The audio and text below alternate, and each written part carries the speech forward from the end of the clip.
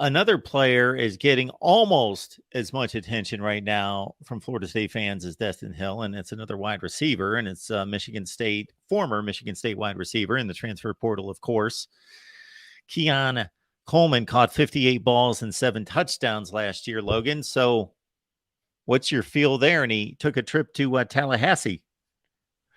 Yeah, he did. And, he's keeping his options open and looking around, but it was good to see Florida State be the first to get him on campus and show him around and look at the facilities and, talk some NIL, because that's a major thing in any player's mind, it feels like right now and where we're at in college football. But for Keon Coleman specifically, I think it's a little bit of NIL, but it's really about getting himself into good offense behind a good quarterback. And I think, just looking at a few spots that he's looking at and visiting, I think Florida State does have a good edge here on some of the other competition. And I think too, with sitting down with Jordan Travis, you've got Trey Benson, Jaheim Bell, there's a variety of different things Florida State can utilize. Keon, is it like devastating that he doesn't decide to go with Florida State? I don't think so, but it's just icing on the cake. It just makes your offense a little bit more explosive, more reliable.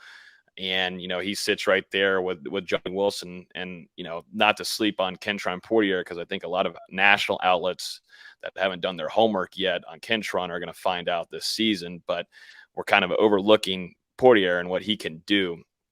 With adding Keon into this offense, it's a lethal threat just with length too. And we saw what Johnny Wilson was able to do last year with just his first year with Jordan Travis. And I'm really interested to see if this were to go in Florida State's favor, just the disruption what Florida State could do explosively down the field. We saw that with Keon Coleman last year for Michigan State and what he was able to do in one-on-one opportunities. And that's the thing for defensive coordinators. They've got to prepare for also Johnny Wilson on the other side, and then an up-and-coming Kentron Portier. You got Ja'Kai Douglas that's got the explosiveness as well. So it's just really going to depend, I think, for Keon and the end all be all, because this guy that's got a couple of years left, I think it's going to come down to quarterback play. But then, if you're looking at that and he's got a couple of years left, then what do you say about 2024 for him? And so I think that's something that is probably in the back of his head that he's thinking about as he moves forward and trying to figure out his next destination. But I think Florida State's in a good spot.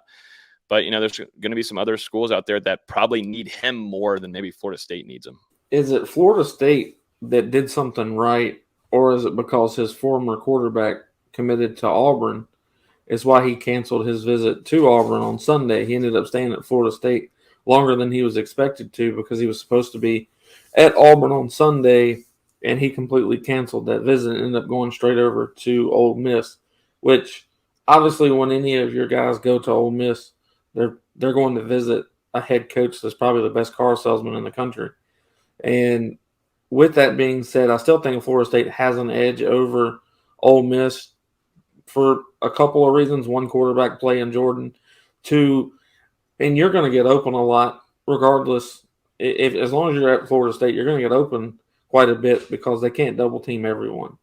And if Coleman and Johnny and Douglas and any of these guys are all on the field at the same time, there's just not enough. There's not enough corners out there that are over 6 foot tall.